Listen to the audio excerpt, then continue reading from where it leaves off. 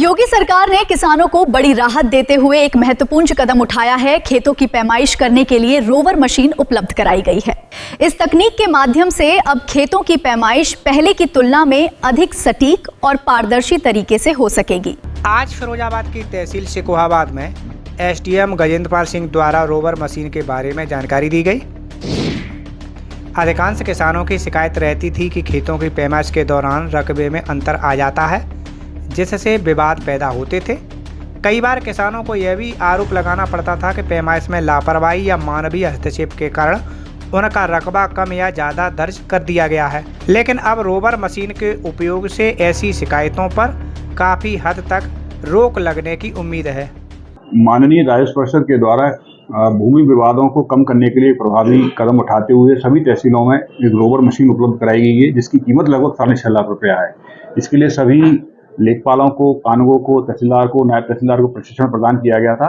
उसी मशीन का डेमोन्स्ट्रेशन आज किसानों के समक्ष किया गया है। इसका उपयोग ये रहेगा कि जहां भूमि विवाद ज़्यादा हैं वहां पर सटीकता के साथ और वैज्ञानिक तरीके से उस जमीन की माप हो सकेगी। माप होने के उपरांत उसका एक नक्शा बन के मशीन हमको दे देगी। इसमें कोई भी त्रुटि की गुंजाइश नहीं है। राजस्व विभाग के अधिकारियों के अनुसार यह मशीन सैटेलाइट आधारित आधुनिक तकनीक से काम करती है और कुछ सेंटीमीटर तक की सटीकता के साथ खेत की वास्तविक सीमांकन और क्षेत्रफल का निर्धारण करती है। मशीन द्वारा लिए गए आंकड़े सीधे डिजिटल रूप में रिकॉर्ड होते हैं, जिससे पैमाइश में किसी भी प्रकार की मनमानी या हेराफेरी की संभावना लगभग समाप्त हो जाती है।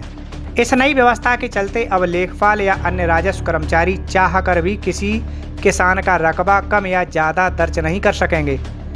इससे भूमि संबंधी विवादों में कमी आएगी और किसानों को लाभ मिलेगा।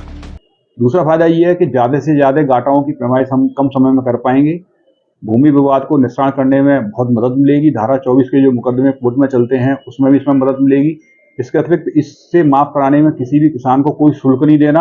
प्रदेश सरकार का मानना है कि आधुनिक तकनीक के उपयोग से राजस्व विभाग की कार्य प्रणाली अधिक प्रभावी बनेगी। साथ ही खेतों की पैमाइश में लगने वाला समय भी कम होगा और किसानों को बार बार सरकारी कार्यालयों के चक्कर नहीं काटने पड़ेंगे।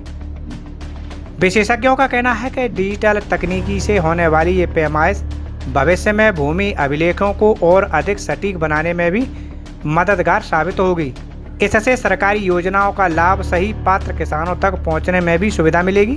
धारा 24 में जो भूमि विवाद हमारे यहाँ कोर्ट में आते हैं उसमें एक फीस सरकार के द्वारा नियत की गई है। उसी फीस में इस रोवर मशीन के माध्यम से हम लोग पैमाइश करा सकेंगे। यही फायदे थे, ये आज हमने सब लोगों को बताए हैं।